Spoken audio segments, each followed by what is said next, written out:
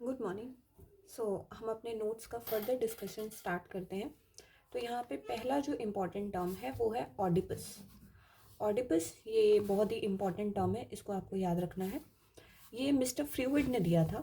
तो मिस्टर फ्रीविड कहते हैं कि चाइल्डहुड की जो स्टेज होती है, यानी जो बचपन की जो उम्र होती है, उसमें लड़के जो हैं वो अपनी माँ से ज़्यादा प्रसन्न होते हैं और उनके प्रति एक मैटरनल लव को डेवलप कर लेते हैं।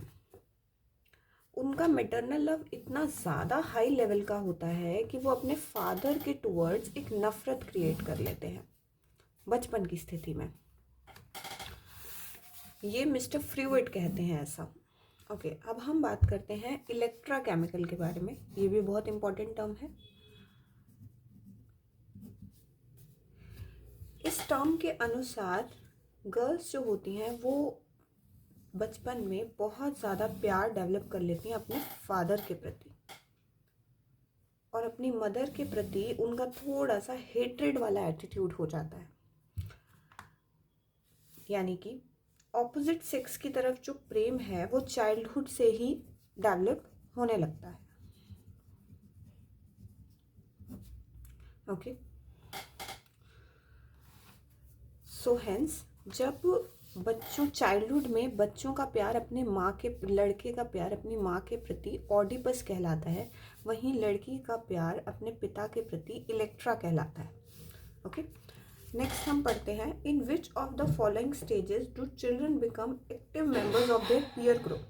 यानी कि वो कौन सी अवस्था है जिसमें बच्चा सबसे ज़्यादा दोस्तों के साथ बैठना प्रेफर करता है, या जो उसके आसपास के जो सोशलाइजिंग लोग हैं, समाज के जो लोग हैं, उनके साथ वो कनेक्टेड रहना चाहता है। तो वो स्टेज होती है एडोलेसेंस की स्टेज। ये होती है 12 से 17 साल की एडोलेसेंस। तो आप ये एज का नंबर याद रखेंगे। ये जो एज है इसको हम आंधी और तूफान की अवस्था भी कहते हैं। स्टेनले हॉल ने इसे आंधी और तूफान की अवस्था कहा है, क्योंकि यहाँ पर बहुत सारे मेंटल यानी कि मानसिक और इमोशनल बदलाव होते हैं, है ना। तो बहुत सारे मानसिक और इमोशनल जो बदलाव हमारे अंदर उत्पन्न होते हैं उसको स्टेनले हॉल ने आंधी और तूफान की अवस्था कहा है। इसमें कई प्रकार के मूड स्विंग्स होते हैं, ऑपोजिट सेक्स की तरफ अट्रैक्शन होता है, बहुत सारे हार्मोनल चेंजेस भी बॉडी में हो रहे होते हैं, यानी बॉडी में कई सारे बदलाव हो रहे होते हैं, अलग अलग प्रकार के हार्मोनल चेंजेस हो रहे होते हैं।